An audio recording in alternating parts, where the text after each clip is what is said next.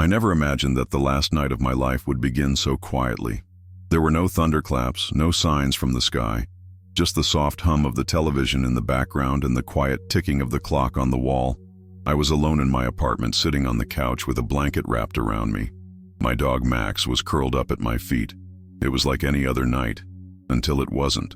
I remember feeling off, not in a dramatic, collapsing kind of way, but just not right. There was a strange heaviness in my chest, like something pressing down, not physically, but spiritually. My heart wasn't racing, but my soul felt like it was. I stood up to get a glass of water, and that's when it happened. The moment was almost too fast to describe, yet it felt like time slowed down. My knees gave out. The glass slipped from my hand and shattered on the floor, but I never heard it hit. Instead, there was silence, total silence, not even the sound of my own heartbeat. Then darkness, but it wasn't the kind of darkness that comes when you close your eyes. This was deeper, like the space between stars, a void that stretched forever. I wasn't afraid, not yet. I was confused, trying to figure out what had just happened. Was I dreaming? Had I passed out? Was I gone?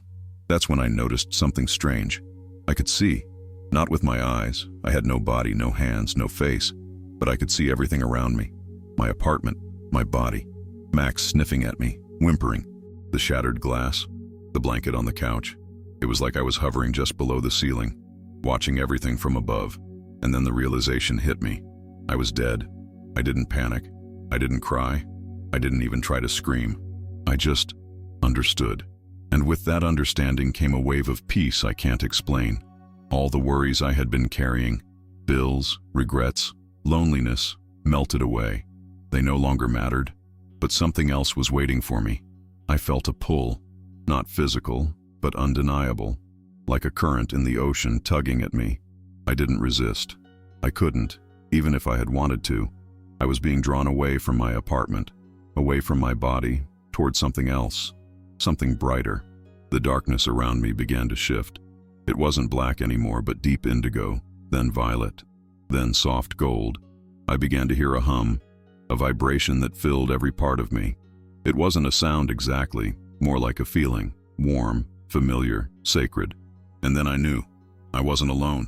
There was a presence, not just near me, but within me, loving, calm, immense, like a parent you never knew you had, wrapping their arms around you after a lifetime apart. I didn't see a face, not yet, but I felt it. Him, Jesus. His name wasn't spoken. It was known, like a memory awakening from somewhere deep inside. And in that moment, I remembered everything. Every tear I cried, every time I felt unseen, every time I begged for a sign that someone was listening. He had always been there. And as the light around me grew, I heard something that still echoes in my soul to this day. A whisper, as gentle as a breeze. You are not forgotten, but there's something you must understand. It wasn't a warning. It wasn't judgment. It was the beginning of a revelation, one that would challenge everything I thought I knew about life, death, and even the marks I had chosen to carry on my body. That night, I died, but what I saw next will stay with me forever. I drifted further from the room, but it wasn't like walking through a door or floating on air. It was as if my soul was being drawn into a dimension that couldn't be seen with human eyes. I watched as my apartment, my body, my dog, everything that once defined me, faded into a kind of soft, translucent haze. It was still there, but no longer solid, no longer binding. As I moved away, I began to sense what I can only describe as a vast openness, an eternal space where time didn't exist. It was like stepping out of a play and realizing you've been acting your whole life, wearing a costume of flesh and fear, forgetting that none of it was ever truly you. I felt no pain, no weight, no aging body or heavy heart. I was lighter than light itself, and yet more whole than I had ever been. There was no confusion, only clarity. My mind, if I could even call it that anymore, was quiet. Everything made sense in a way it never had while I was alive. I passed through something, maybe a veil, maybe a boundary, and suddenly found myself in what looked like a vast corridor of light, not sterile or cold, but warm and alive. The walls shimmered with colors I can't describe, and each color sang a note, as if the light itself was music. I felt like I was being welcomed home, even though I didn't fully understand where I was going. That's when I became aware of others. They weren't people in the way we see them here. They were light, pure consciousness. Some moved past me, some moved with me, and all of them radiated peace. I didn't need to speak to them. I knew them. Some felt familiar, like family I had loved and lost, but whose faces I couldn't yet see.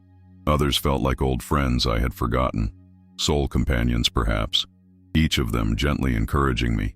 Keep going. You're safe. You're seen.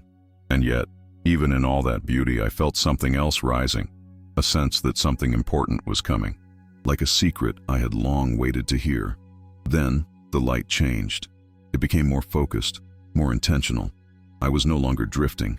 I was being guided, and though I didn't see the hand that led me, I trusted it completely. It knew where we were going, and it carried no fear, only love. I passed through a place that felt like memory. Images surrounded me, moments from my life, not just the major events, but small, almost forgotten ones. My mother brushing my hair as a child, laughing with friends in high school, the night I got my first tattoo, and what I was trying to silence inside of me when I did it. Everything was seen, everything was known, and yet there was no judgment, just understanding. Every choice I made, every wound I carried, every mistake and triumph, they were all laid bare, not to shame me, but to free me. It was as if I were being invited to finally see myself the way God always had. That's when I heard his voice again. You are not your pain. You are not your past. But every mark you've carried has a meaning, and I want to show you why. That's when I knew. This journey wasn't just about me. It was about what I had carried into the next life, and what I was being called to bring back. If you've ever wondered what happens after death, if you've ever hoped to hear from someone you've lost, or questioned whether your choices matter in eternity, you're not alone. I invite you to subscribe to this channel and join me for the next part of this journey. You are seen, you are loved, and the story is just beginning. The space around me began to shift again. I could no longer sense the remnants of the world I had left behind. The earthly ties, the room, my body, my name, had completely dissolved. Now I was being drawn through what can only be described as a passage, but not like any hallway or tunnel we know. It was both outside and inside of me. I wasn't moving through it. It was unfolding within me, carrying me deeper into itself. The darkness returned, but this time it felt purposeful, not menacing. It was a womb-like silence, thick with mystery. I floated, if floating is even the right word, through this vast space, and in that silence, I began to remember things I didn't know I had forgotten. My soul started to recall its origin, not just my life on earth, but before it. A knowing bloomed inside me. I had existed before, not as this person, not with this body, but as a spark, an eternal part of something infinitely larger, something divine. I had chosen this life. I had known the risks, the pain, the forgetting, but I had also known the love that awaited me after. And then, the light. It started far in the distance, barely a flicker, but as I moved toward it, it grew, not just brighter, but more alive. It wasn't like sunlight or electricity. This light had presence. It had intelligence. It knew me. As I approached, the light didn't blind me. It embraced me. It wrapped itself around the essence of who I was, and for the first time in what felt like lifetimes, I felt completely safe. The fear of death, the fear of judgment, the fear of being lost, all of it melted away. Within that light, colors began to emerge, not just visual colors, but living ones. They pulsed like music, like breath, each hue humming a frequency that resonated with my very soul. Golds, blues, violets, silvers, tones I had no words for. They passed through me, and with every wave I felt more healed, more whole. And then I heard it. A song, but not with ears. It came from within the light itself, a chorus of voices singing in perfect harmony. It wasn't in any language I had ever spoken, but I understood every word. It was a welcome, a homecoming, a celebration. The song said, "You are remembered, you are loved, you are never alone." Tears, though I had no eyes, began to fall from the essence of who I was, not from sorrow, but from a joy too vast to contain. I had longed for this without knowing. All my life I had felt a vague ache, a sense of something missing, even in moments of happiness. Now I knew what it was. I had been homesick for this place, for this light, for him. And then, without announcement, the presence I had felt earlier began to take form within the light. I didn't see a face at first. I didn't need to. The energy was unmistakable. Love, so pure it undid every defense I had ever built. Compassion that saw through every sin, every scar, every secret I had hidden from the world. And in the center of it, Jesus. Not the image from paintings or stained glass, but the truth beyond symbols. His presence filled everything. I didn't need to ask who he was. My soul knew. He wasn't distant or royal or untouchable. He was close, tender. His light didn't just surround me. It healed parts of me I didn't know were broken. He didn't speak right away. He simply looked at me, not with eyes, but with knowing. And in that knowing, I felt seen in a way I never had before, fully known, and still fully loved.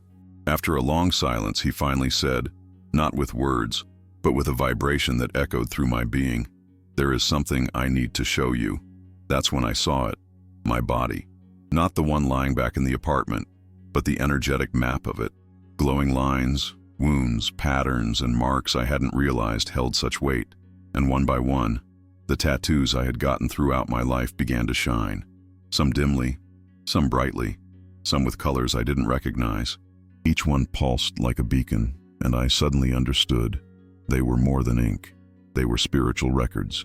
And Jesus, still radiating boundless compassion, turned to me and said, "Each one tells a story. Let's begin." He stood before me, yet not as a figure apart, but as something that filled every space around and within me. Jesus wasn't just in front of me, he was the atmosphere, the light, the presence that made everything feel alive and sacred. And yet, in this vastness, he was personal, intimate, closer than anyone had ever been. There was no fear. I didn't tremble or shrink or feel the need to justify anything. His gaze didn't search for faults. It revealed them, yes, but with a love so complete that it made even my darkest memories feel like wounded children being welcomed home. In his presence, I didn't feel judged. I felt understood, known, loved beyond measure. He reached toward me, and though he never touched me physically, I felt the gesture as if it penetrated every layer of who I had ever been. And in that motion, I saw flashes, quick images, moments I had long buried. The day I sat in my room at 15, crying because I felt invisible. The night I got my first tattoo, not because I was rebellious, but because I needed to reclaim a part of myself that had been lost. The moment I held my grandmother's hand as she died, whispering that I would never forget her, and later marking her initials on my wrist. He saw it all, and not once did I feel shame. Instead, I heard him again, not with ears, but with the language of spirit. "Do you know what you carry?" I didn't answer. I didn't know how. All I could do was watch as my body, my soul body, began to reveal layers I had never seen. The tattoos on my skin were glowing now, each one like a small portal. Some shimmered with light, others flickered with shadow. They pulsed with energy, and suddenly I understood. Each one held more than memory. They held intention, pain, hope, silence, longing. Jesus stepped closer. "These marks," he said gently, "they are not condemned, but they are not meaningless either." I looked down at one on my forearm, a symbol I had chosen after a breakup, meant to represent resilience. It had always been my reminder that I could survive anything, but now I saw it differently. I saw the pain I had swallowed the night I got it, the loneliness that led me to that moment, and underneath it all, a deep desire to be seen, to be loved. Jesus continued, "Your body remembers everything your soul endures. The marks you carry, they are echoes. Some are prayers, some are chains." He lifted his hand again, and as he did, each tattoo revealed its spiritual imprint, some glowing with soft blues and golds, others surrounded by darker auras, not evil, but heavy with unresolved sorrow. He wasn't condemning any of them. He was revealing what they carried. And then he said something I will never forget. "You are not being punished. You are being shown." He led me through each one. The cross I had tattooed after my cousin died. It held both devotion and unanswered questions. The bird on my shoulder from my travels.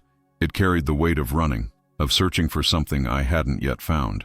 Even the small symbol behind my ear, a spur-of-the-moment decision, it hummed with forgotten intentions I had never fully understood. I began to cry, not out of fear, but out of awe. The complexity of it all, the beauty, the truth that nothing we do is meaningless. Every mark, every action, every word, it all leaves an imprint in spirit. And yet, his love remained, unshaken, unconditional. Then Jesus looked at me, not just with eyes, but with a presence so deep it felt like eternity itself was speaking. Many are afraid of judgment, but judgment is not about punishment. It is about truth, and truth always leads to healing when it is met with love. I felt a shift in me, a surrender, not of shame, but of hiding. I had nothing left to protect, nothing left to prove. I was seen, fully, and I knew this was just the beginning of what he wanted to show me. Jesus turned, and without words, I understood that I was to follow. There were no footsteps, no path in the physical sense, but his presence opened a way through the light, as if the very essence of heaven responded to him with reverence. And I followed, carried more by trust than by movement. We entered what I can only describe as a sacred chamber of knowledge, not a room, not a place, but a space of deep understanding. Everything around us glowed with the wisdom of creation. I could feel it, the history of the soul, the language of the body, the blueprint of spirit and matter, all pulsing with awareness. Then Jesus stopped, and the light before us formed into something like a human figure. Not mine, not anyone's in particular, but a symbolic body, glowing with streams of energy, light flowing through channels like rivers of spirit.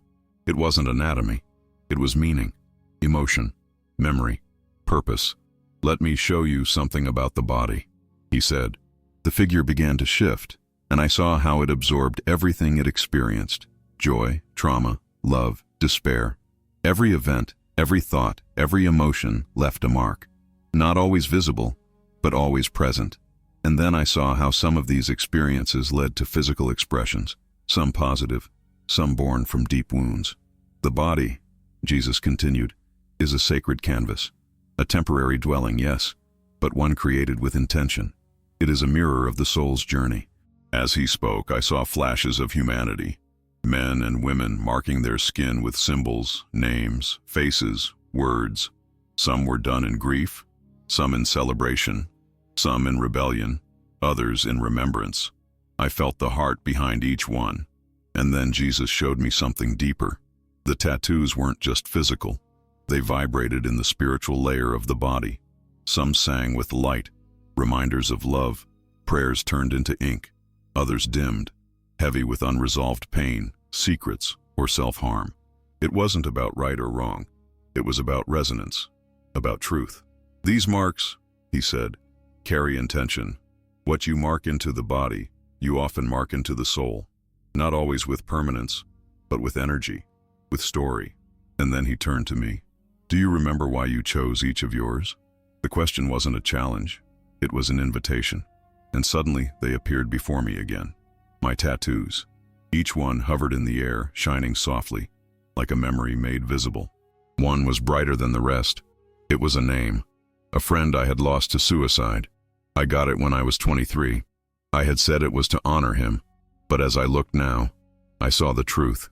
It wasn't just about him.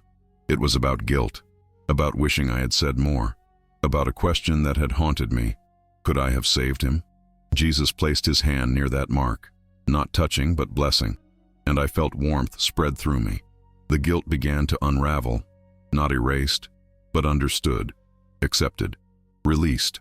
"The body remembers," he said, "but it is not meant to carry everything forever." Another tattoo, an abstract design on my ribs, began to glow with dull light.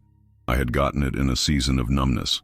I wanted to feel something, anything, and I thought if I could create pain that I chose, maybe I could stop feeling the pain I didn't. Now I saw that mark not as rebellion, but as a silent cry, a whisper from my soul. Jesus didn't turn away from it. He held space for it. And in that sacred silence, I realized he had seen me even then, in the parlor, in the tears I had hidden, in the way I smiled and said it was just art when really it was a prayer. "The body is not condemned," he said gently. but it is holy. And when you mark it, you speak to your spirit. Be mindful what you say. Then he said something that stunned me. Some marks become wounds, some become armor, some become prophecy. And I understood. What we place on our skin is more than decoration. It can become a spiritual contract, a reminder, a burden, or a blessing. And as I stood there, surrounded by the glowing echoes of my own choices, I began to weep, not from fear, but from the weight of revelation, from the love that still covered me, despite everything, from the grace that asked not for perfection, but for awareness. This was not about tattoos. It was about truth. And Jesus was not here to shame me. He was here to set me free. As Jesus extended his hand, the glowing chamber shifted again. The light rippled outward like a stone dropped into still water, and a great book appeared, not a book made of paper, but of light and vibration.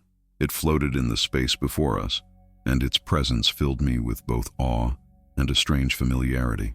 I had the sense that I had seen it before, perhaps in dreams or moments of stillness, but had never known its true purpose. This is the book of marks, Jesus said. Not written by hands, but by hearts.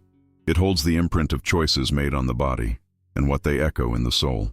The book opened on its own, pages of light turning with grace, and each page showed a new story.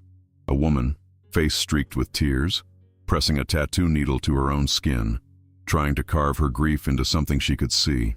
A man in prison, marking himself with symbols of protection, his only prayer in a place of violence. A child, grown too fast, hiding scars beneath elaborate designs to rewrite the pain with beauty. With each page, I felt the stories, their weight, their purpose, their complexity. No two marks were the same, no two intentions alike, and yet each held meaning, deep, layered meaning. Jesus turned to me, his voice a balm to my soul. People look at the surface, they judge the image, but heaven sees the why. Heaven listens to the cry behind the ink.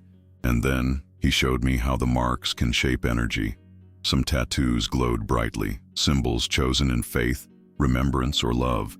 A mother tattooing her child's heartbeat after a miscarriage, her way of saying, "You existed, you mattered." That tattoo radiated a soft golden light that pulsed with love, like a living heartbeat in spirit. Other tattoos flickered, symbols taken from dark sources, chosen in rebellion or during seasons of spiritual confusion. Not evil, but heavy, bound. They didn't glow, they drained. Not because the ink was cursed, but because the energy behind them came from places of fear, anger, or self-harm. They were imprints of forgotten pain. Jesus said, "These are not beyond redemption. Nothing is. But the soul must become aware of what it's carrying. Healing begins with acknowledgement." He then showed me something I hadn't expected. Tattoos that had shifted meaning over time.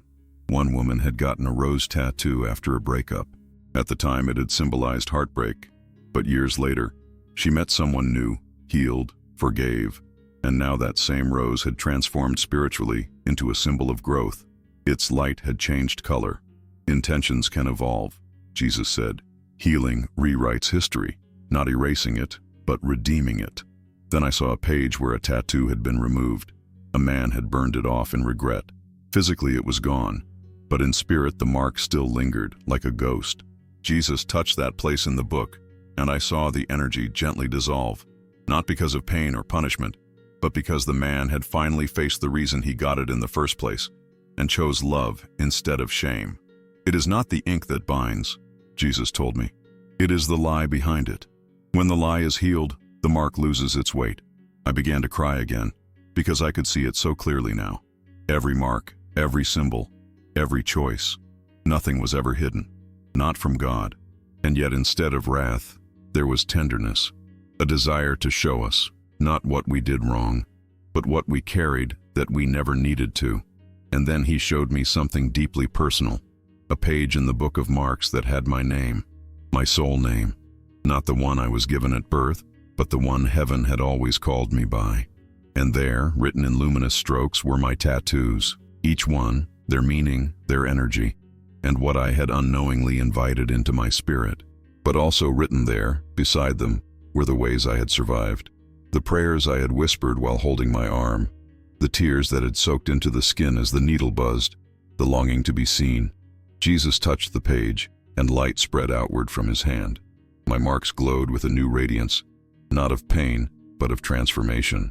"This is what I want you to know," he said gently. "Nothing you have marked on yourself can separate you from my love. But now that you've seen, you are no longer unaware. What you carry, you must carry in truth."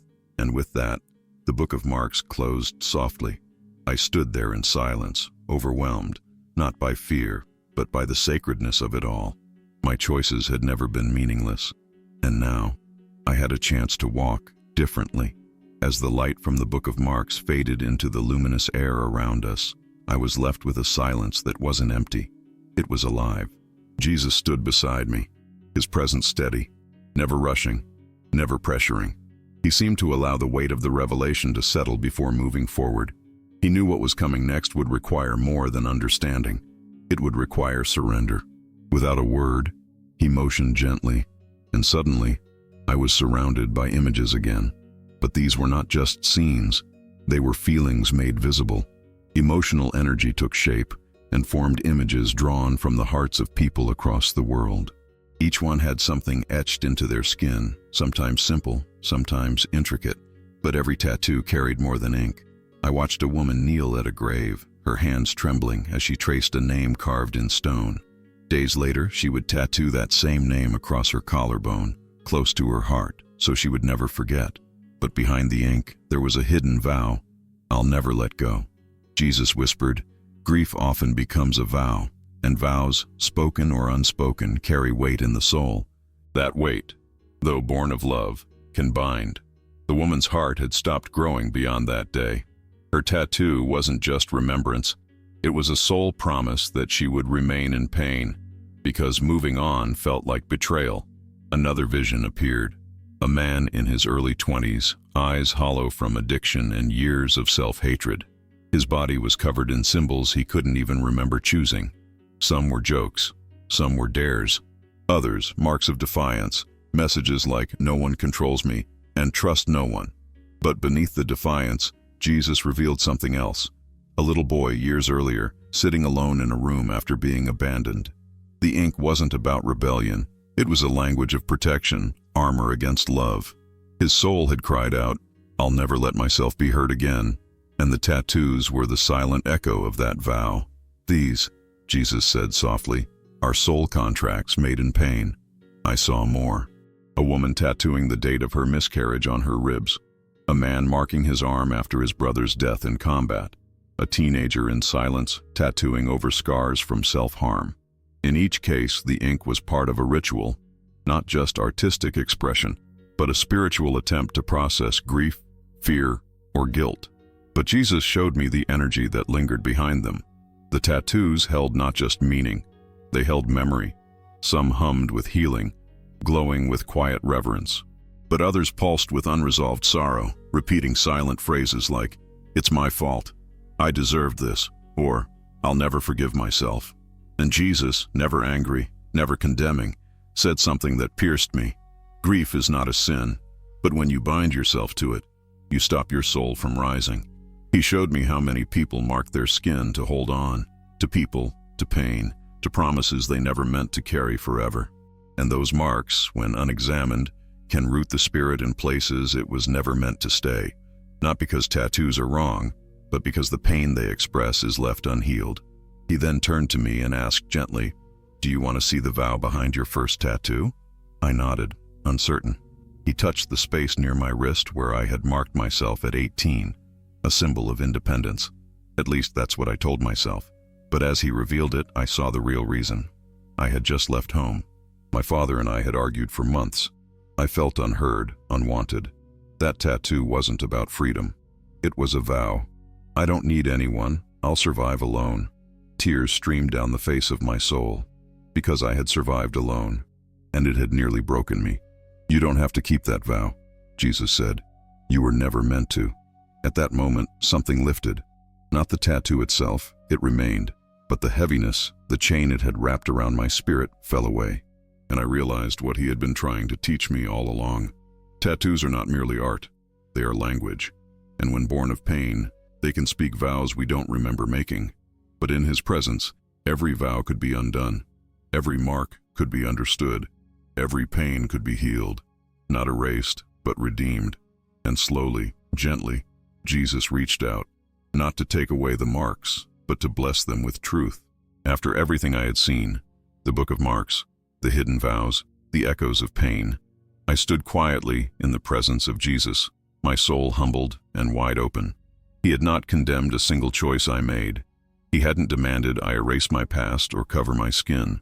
He had simply shown me the truth, and that, in itself, had begun to set me free.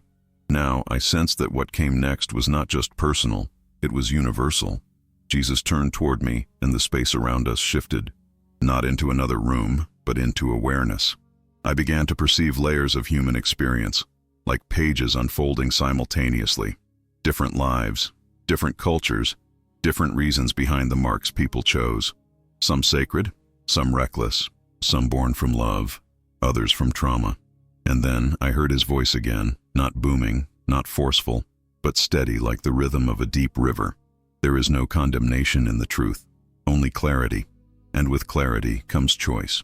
He paused, letting that settle in my spirit. People search for absolute answers. Is it right or wrong to mark the body? Will this send me to heaven or to hell?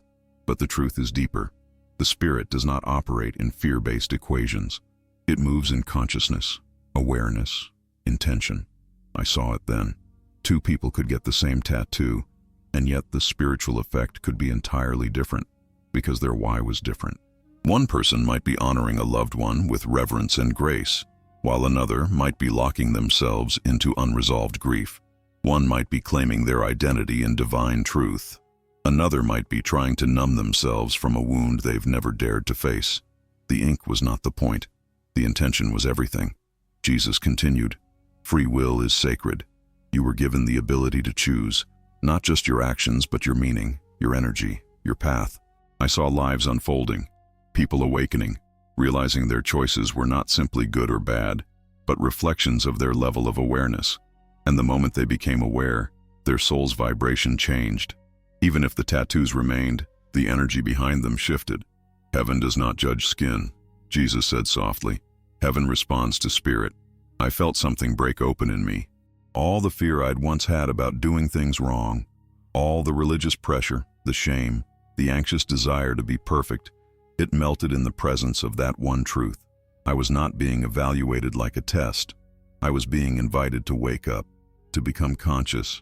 He then showed me how people had been taught to fear God, not in reverence, but in terror. How many believed that one mistake, one bad decision, could banish them from love forever. That a tattoo, a drink, a thought, a failure could mark them for damnation. And yet, here I was, marked, broken, human, and standing in the presence of a love that refused to abandon me. "This is not about reward or punishment," he said. "It's about alignment. Your soul longs to return to its truest vibration, and everything you do, everything you choose, either brings you closer to that truth or distracts you from it." I saw now why so many feared tattoos, not because of the ink, but because they had never been taught how powerful intention could be. Some marked themselves to speak their truth, others to escape it, and both were valid parts of the journey. "The marks on the body," he said, "are never more powerful than the love I have for the soul within it." At that, I wept again, because I had spent so much of my life wondering if I had done too much, crossed too many lines, carried too many scars, visible and invisible. But here, there was no line I could cross that love could not find me on the other side of. I realized then, we are not saved by appearing flawless. We are awakened by becoming honest. And in that honesty, we are invited, not forced, not shamed, but invited, to walk in light, to let the soul guide the body, to let intention become sacred again. And for the first time, I felt something deep inside me begin to breathe. Not fear, not shame, freedom. As the light around us began to settle, I felt something shift, not outwardly, but deep within. A knowing began to rise, like the slow stirring of a bell that had been buried beneath layers of silence. I was not meant to stay here. Not yet. My spirit knew it. Jesus hadn't said the words, but I could feel the weight of them approaching, as certain as the rising sun. I turned to him, And though his face was made of light and love, I could sense the tenderness of what he was about to ask of me. "You have seen," he said gently, "and now you must remember." He reached toward me again, and this time his hand touched the very center of my soul. Not my body, it was long gone, but the eternal part of me, the part that always was. And with that touch came a flood of understanding, not in words, but in truth. He was placing something in me, not a command, but a mission. "When you return," he said, "do not argue, do not convince, do not judge. Simply tell the truth, without fear." Tears filled my spirit again, not because I didn't want to return, but because I had finally felt what home truly was. This place, this love, this presence, it was what I had longed for in every relationship, every achievement, every prayer I whispered into the night, and now I was being asked to leave it. He saw my heart. Of course he did. "This love will not leave you," he assured me. "It will live inside you, even in the darkness, especially in the silence." And then he showed me my life, not just what had been, but what could be. I saw faces of people I didn't yet know, eyes watching a screen, tears falling silently, souls aching with questions they couldn't even name. They were looking for a sign that they weren't too broken, too far gone, too stained to be loved by something greater than themselves.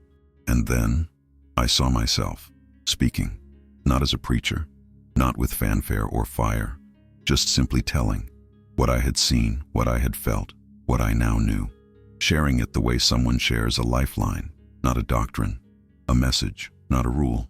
Jesus spoke again. The truth sets people free, but only if it's spoken in love. He showed me how fear had silenced so many, how religion, shame, pride, or judgment had distorted the message. But when one soul dares to speak from experience, from vulnerability, from light, walls come down, hearts open, wounds begin to heal. "This is not just your story," he said. "It is theirs too." I felt the weight of it, not as a burden, but as a responsibility, a gift that had to be shared, not hoarded. I knew some wouldn't believe me. I knew others might mock, dismiss, or try to explain it away. But I also knew this: if even one person felt seen, if even one person felt less alone, if even one grieving soul found peace from these words, it would be worth it. Then Jesus placed one final truth in my spirit. Your voice is sacred. Use it to build, not to burn. Use it to heal, not to shame. And never forget, truth wrapped in love will always reach where fear cannot. The light began to fade, or maybe it was I who was fading from the light. I could feel the pull now, the slow return to gravity, to time, to the weight of skin and breath. I was leaving, but I wasn't being cast out. I was being sent. And just before the final moment, I heard his voice one more time. "They will ask why you returned. Tell them this: love sent me back."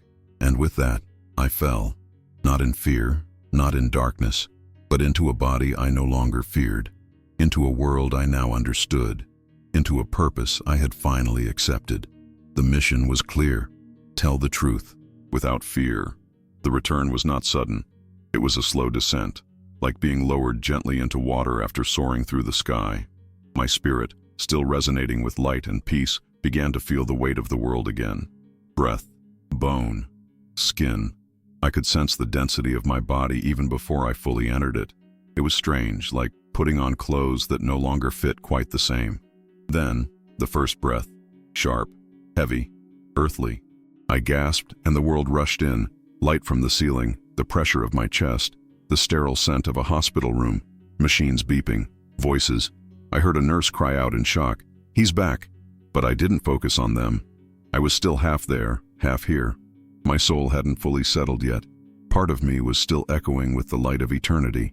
And even as pain began to return, subtle, then sharper, I felt no fear, because I had seen the other side.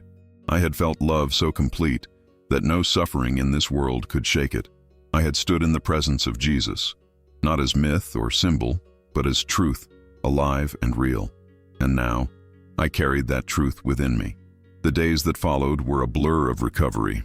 Doctors with wide eyes, family members with tear-streaked faces, endless questions I didn't yet know how to answer. They wanted explanations. I had none that fit their language. All I could say at first was, "Something happened, and I'm not the same." I wasn't. The world looked different. People moved through it like souls wearing masks, so many of them burdened, hurting, trying to find meaning. I saw the invisible weights they carried: grief, shame, fear, longing. I recognized it because I had carried it too. But now I saw it through the eyes of someone who had touched eternity, and that changed everything. My tattoos were still there. They hadn't vanished. But now they glowed with a different meaning in my heart. I didn't want to erase them. I wanted to understand them, to honor them, to speak honestly about what they were born from and how I had changed since then. Each mark became a doorway, a chance to talk about pain and healing, about why we do what we do, about how easy it is to get lost in grief or anger, and how the soul always longs to come home to truth. I began to share my story little by little, not to preach, not to impress, but to reach. And people began to listen. Some cried, some walked away, but some stayed. And those who stayed often whispered things like, "I thought I was the only one." That's when I understood what Jesus meant. Tell the truth, without fear, not to convince, not to control, but to light a candle in someone's darkness. To be the sign I had once begged for in my own silence. To offer a hand, not from a pedestal, but from the same messy, marked, miraculous humanity we all share. I began to live differently, more slowly, more consciously.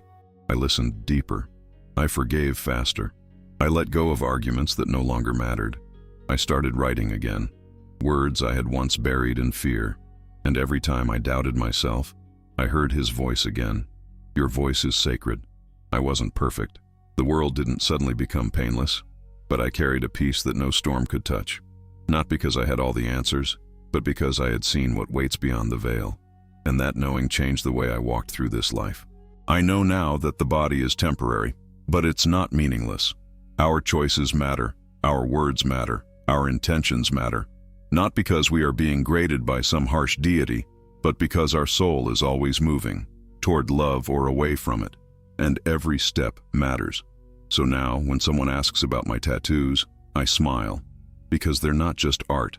They're stories, lessons, wounds that became altars, and through them, I get to speak a truth that set me free.